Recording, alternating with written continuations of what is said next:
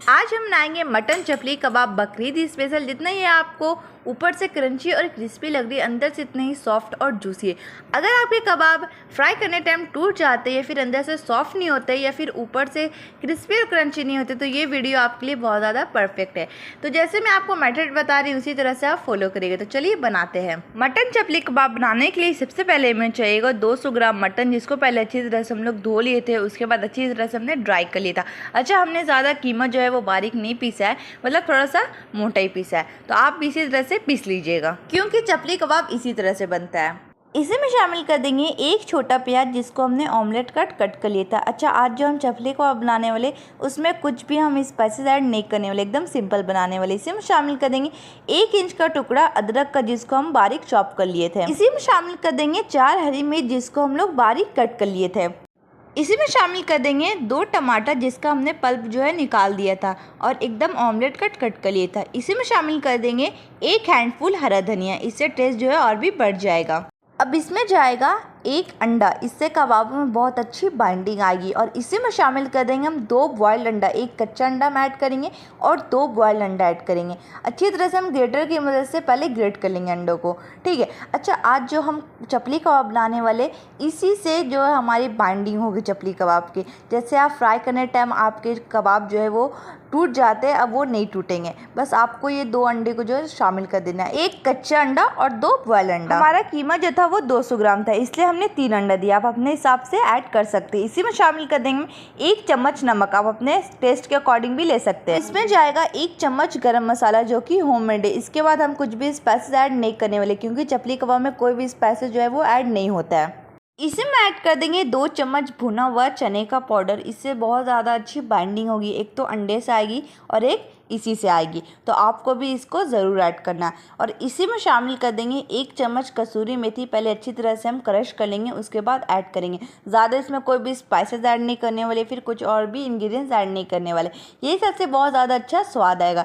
कसूरी मेथी add करने के बाद बहुत अच्छे से हम मिला देंगे सारी चीज़ को। तो आप जैसे सारे कबाब को मिक्स करते उसी तरह से इसे नहीं करना है, एकदम सेम फॉलो नहीं है।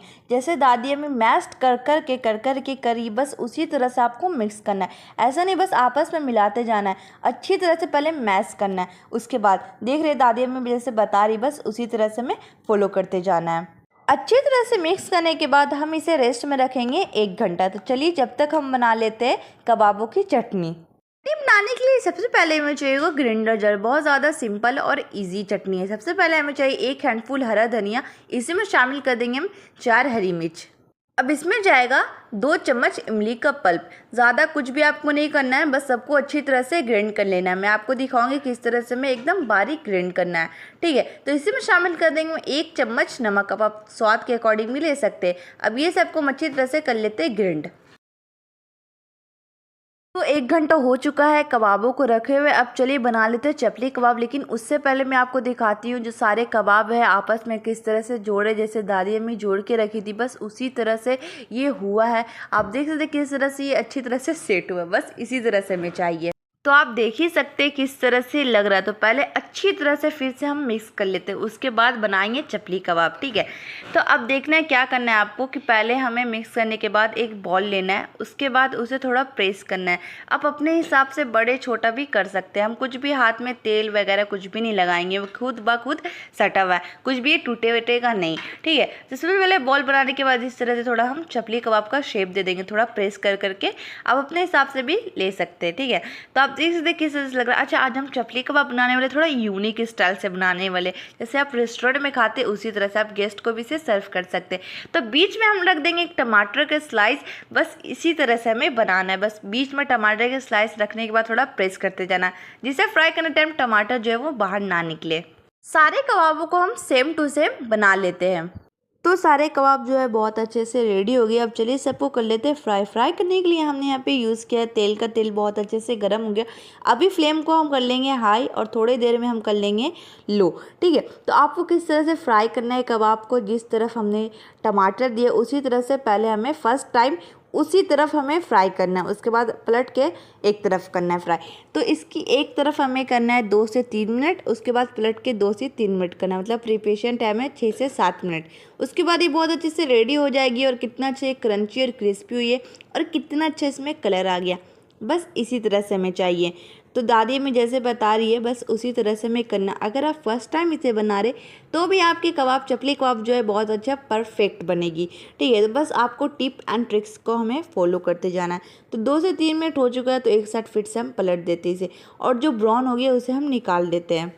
अच्छा, सारे कबाब जो है बहुत अच्छे से कुक हो जाएगा तो आप फ्लेम को एकदम हाई कर दिएगा, जैसे दादी अम्मी क्यों हैं उसी तरह से, क्योंकि उसमें थोड़ा क्रंची और क्रिस्पी आएगी और थोड़ा अंदर से सॉफ्ट और जूसी रहेगी, इसलिए आप फ्लेम को एकदम हाई कर दीजिएगा। और गोल्डन ब्राउन इसमें बहुत ज़्यादा अच्छा कलर आ गया।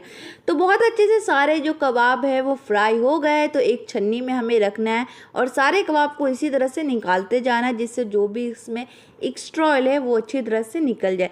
तो एक एक करके बस इसी तरह से हमें निकालते जाना है। और ये वीडियो आपको कैसी लगी ये भी कमेंट में ज़रूर बताइएगा। तो सारे कबाब जो है बहुत अच्छे से फ्राई हो गए और आप देख सकते किस तरह से सारे में गोल्डन कलर आ गया। तो चलिए अब बना लेते हैं हम इसका सैलेड। सैलेड बनाने के लिए सबसे पहले हमें चाहिएगा 1 चम्मच जीरा, जिसको हम अच्छी तरह से पहले भून लेंगे, मतलब थोड़ा गोल्डन ब्राउन कलर आने देंगे और थोड़ा इसमें खुशबू आने देंगे। तो फ्लेम को कर लेंगे एकदम लो और इस तरह से थोड़ा चला लेंगे। जब ये ठंडा हो जाएगा तो एक प्लेट में पहले ट्रांसफ़र कर लेंगे थोड़ा ठंडा होने के लिए। उसके बाद इमाम दस्ता में हम थोड़ा सा इसे क्रश कर लेंगे, मतलब थोड़ा सा पाउडर बना लेंगे। ये सैलेड आप ज़रूर अपने घर में ज़रूर ट्राई करिएगा, क्योंकि मैंने जब इसे फ़र्स्ट टाइम बनाया तो कोई मेरे पे विश्वास ही नहीं कर पा रहा था। मतलब मेरी दादी अम्मी और मैं इतना बेहतरीन सैलेड जो है वो बनाया था तो कोई घर में विश्वास ही नहीं कर पा रहा है। तो आप लोग भी इसे घर में ज़रूर ट्राई करिएगा सैलेड को। तो उसके बाद इसे हम रख देते हैं साइड में और इसी में हम ऐड कर देंगे एक छोटा सा प्याज, इसको हम रफली कट कर लेंगे। उसके बाद हाथ से क्रश कर लेंगे। अच्छा, सैलेड का मेन पार्ट होता है, इंपॉर्टेंट पार्ट होता है प्याज, तो आप लोग भी इसे ज़रूर ट्राई करिएगा। ठीक, अच्छी तरह से कट करने के बाद हाथ से पहले हम क्रश कर लेंगे, जिससे सारे प्याज जो है वो अलग अलग पार्ट में डिवाइड हो जाए, जैसे दादी अम्मी करी बस उसी तरह से आपको करना है। और इसी में शामिल कर देंगे हम 1 चम्मच कश्मीरी लाल मिर्च पाउडर। वाह वाह, एकदम सैलेड जो है ख़तरनाक सा तैयार हो गया हमारा। अच्छी तरह से मिक्स करने के बाद इसी में शामिल कर देंगे जो हमने अभी ज़ीरा पाउडर अच्छी तरह से क्रश कर लिया था इमाम दस्ता में, वो भी इसमें हम ऐड कर देंगे। तो अब क्या, हमारा सैलेड जो है बेहतरीन सा रेडी हो गया, बस मिक्स करना है। उसके बाद हम कर देंगे सर्व, लेकिन उससे पहले मैं भूल गए थे, इसमें हमें नमक भी ऐड करना है। आप स्वाद के अकॉर्डिंग भी इसे यूज़ कर सकते। तो चलिए अब कर लेते हैं हम सर्व।